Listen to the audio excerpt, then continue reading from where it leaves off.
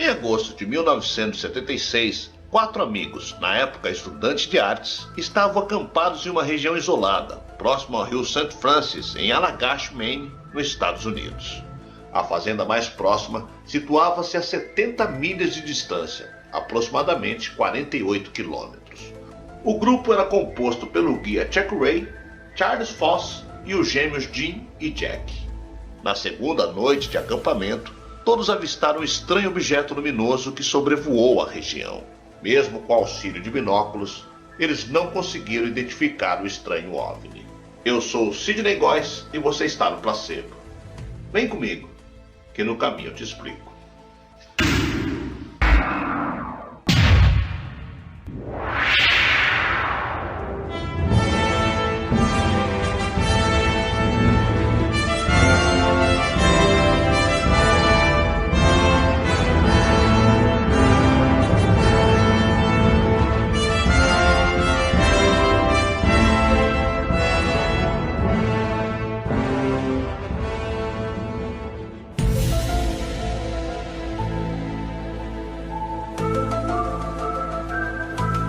No anoitecer do quarto dia, 26 de agosto, eles acenderam uma fogueira às margens do rio para iluminar o acampamento à noite. Quando anoiteceu, eles pegaram uma canoa e foram ao meio do lago. Aproximadamente 20 minutos depois, ocorreu um fenômeno luminoso acima do lago. Chuck, de imediato, pensou tratar-se de gás do pântano. A luz estava a aproximadamente 200 metros deles e se apresentava como uma faixa que subia e descia, emitindo cores vermelha e azul, que pulsavam. Não havia ruído e aparentemente estava sobre algumas árvores na margem do lago. Todos permaneceram observando o estranho objeto. Charlie Foss apontou sua lanterna piscando várias vezes para o UFO, que em resposta projetou um facho de luz azul, primeiro nas águas do lago e depois diretamente no grupo. Todos entraram em pânico, com exceção de Charlie, que queria se aproximar do objeto que começou a chegar mais próximo da canoa. Em desespero, começaram a remar em direção à borda do lago.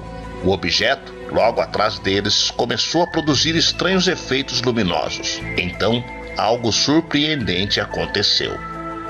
A lembrança que todos tinham era de que remavam desesperadamente e em seguida Chuck sentado calmamente na canoa e os outros 3 parados em pé na margem. O estranho objeto estava posicionado logo acima deles e logo acelerou, desaparecendo em seguida. Eles sentiam-se muito cansados, atordoados e não conseguiam se mexer. Assim que recuperaram os movimentos, dirigiram-se para o acampamento, onde encontraram a fogueira em brasas. Eles então foram dormir. No dia seguinte, não comentaram o estranho episódio. Eles só voltaram a tocar no assunto bem mais tarde, quando encontraram um guarda florestal contando-lhe a experiência. Este comentou que a luz era possivelmente gerada por outros pescadores e, em função disso, não deram mais atenção ao caso. 12 anos depois, Jim sofreu um acidente que lhe deixou com algumas sequelas. Ele passou a sofrer de epilepsia, sofrendo ataques ocasionais. Em 1983, ele começou um tratamento visando reduzir esses ataques e elevar a sua qualidade de vida.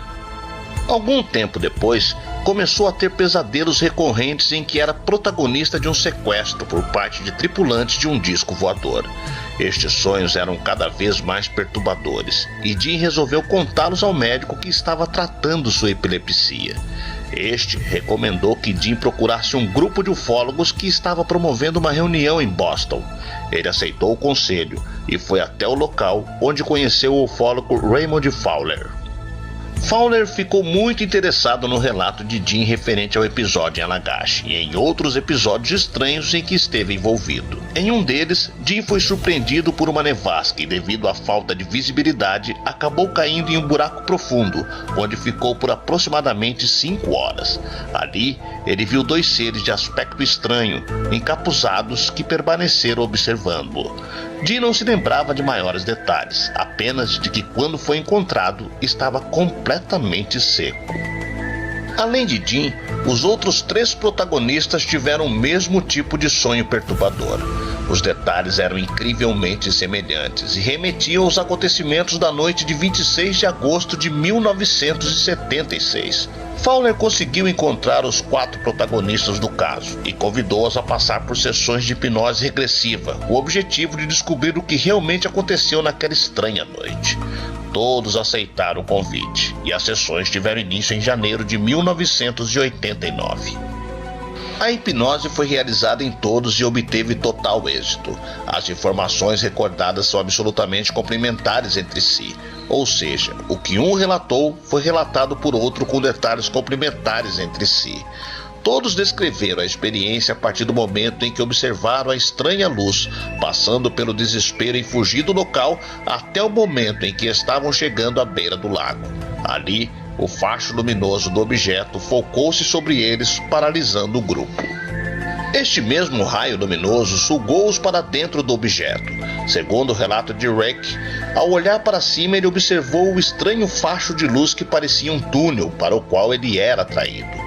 Ele ouvia os gritos de seus amigos ficarem cada vez mais fracos enquanto subia.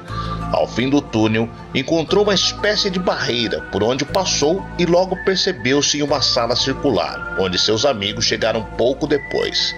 Nesta sala, surgiram seres humanoides de baixa estatura, cabeça grande, desproporcional ao corpo, com grandes olhos negros. Suas mãos possuíam 4 dedos. Estes seres inicialmente transmitiram mentalmente mensagens dizendo para eles cooperarem e que não seriam machucados. Eles sentiram-se paralisados, sendo então despidos e examinados de forma dolorosa. Os humanoides coletaram amostras de tecidos e materiais biológicos, além de inserirem sondas em seus corpos. Todos foram submetidos a um aparelho que era colocado sobre seus corpos quando deitados em uma mesa. O exame era realizado em um abduzido de cada vez, sendo que os outros 3 aguardavam sentados em um banco preso à parede da sala onde se encontravam. Outro tipo de exame foi realizado através de uma espécie de braço móvel, semelhante ao encontrado em consultórios odontológicos. Jack Ruck descreveu-o assim: parece com o que os dentistas usam. Tem uma ponta comprida e articulações, podendo se movimentar e dobrar. Após o término dos exames, eles foram vestidos e levados a uma câmara circular de cujas paredes saíam tubos estreitos de coloração azulada. Um dos tripulantes manipulou um aparelho. Em seguida, uma porta se abriu e uma luz intensa tomou conta do ambiente. Todos caminharam até a porta e flutuaram até o local onde lembraram-se terem visto o objeto acelerar e desaparecer. 2 humanoides posicionaram Chuck sentado dentro do barco. Após o evento de agosto de 1976, Jack Weiner tornou-se obcecado por matemática e física, disciplinas que antes não tinham o menor interesse. Seu lado artístico também sofreu uma mudança, pois sempre girava em torno de buracos escuros. Também logo após a experiência, ele descobriu um caroço na sua perna, que logo foi removido cirurgicamente. O médico não soube dizer o que era aquilo e enviou o material para exame. 5 meses depois, o médico disse a Jack que não foi possível identificar a natureza exata da amostra. 8 anos depois, ele solicitou o relatório. A única resposta que conseguiu foi: você deveria ter pegado isso enquanto estava no exército. Eles não enviaram para o CDC, mas para o laboratório do DOD. Jack não esteve nas Forças Armadas. No entanto, o relatório estava assinado por alguém da Força Aérea Americana.